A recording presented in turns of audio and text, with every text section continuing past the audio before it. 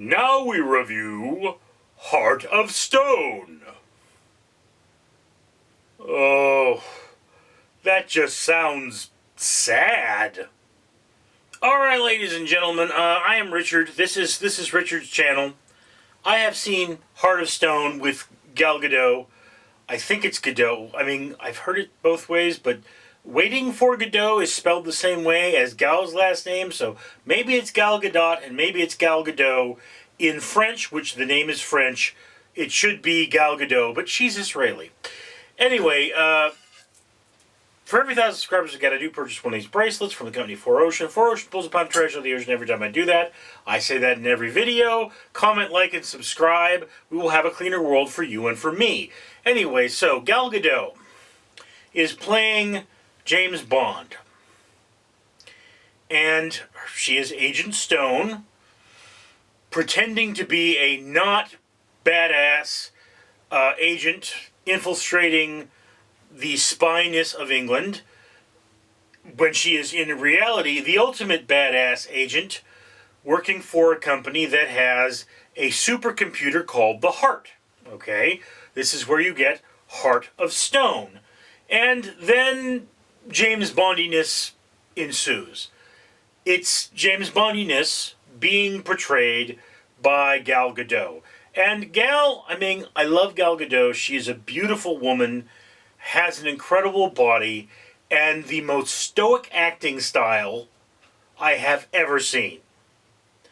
I mean, I can believe a character is like this, but she's not really all that different from Wonder Woman, and she's not being as hot.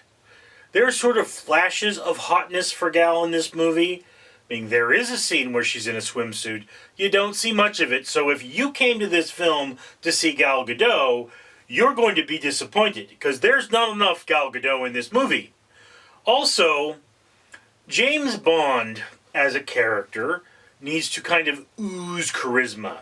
He is the kind of person where it's like, nothing seems to be able to really bother him. That's the classic Bond. And then the later versions, there is a more flappable Bond who can be disturbed, who is more emotional. He's not just this super spy, we all want to be this dude who wins money, gets women, and has a physical prowess so bizarre that it's a miracle he became a spy and not an Olympic athlete. Okay, so that's there. Now Gal Gadot, of course, does have the body for this. She does have a reasonable amount of charisma, but she doesn't ooze charisma.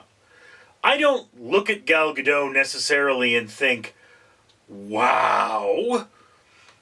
You look at Gal and you think, well, you know, she's an attractive woman. And, I mean, you know, yeah, supermodel, kind of skinny for a Bond.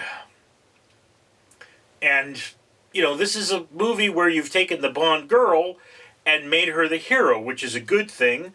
There are movies that have done this. There are movies that haven't done this. But also understand, this is a movie about a certain thing, okay? And it is a fantasy. It is, you know, you wish you had this power, this ability, this charisma. You wish you could do that. You wish you could have that. And that is not really present here. It's very tame as a movie. It's very contained as a movie. There are some great stunts. There are some great costumes. But, frankly, it's not enough Gal Gadot. She's not centralized, and the camera work doesn't give you enough of her for her to be, you know, the center of the 14-year-old boys are not watching this movie and going, ho, ho, ho, ho, which is what you need with this movie. You need 14-year-old boys to watch this movie and go, ho, ho, ho, ho, and they're not doing that. And then she just really does not have the acting chops. I mean, she's basically been a one-trick pony in everything I've seen her in. I've not seen her change her voice.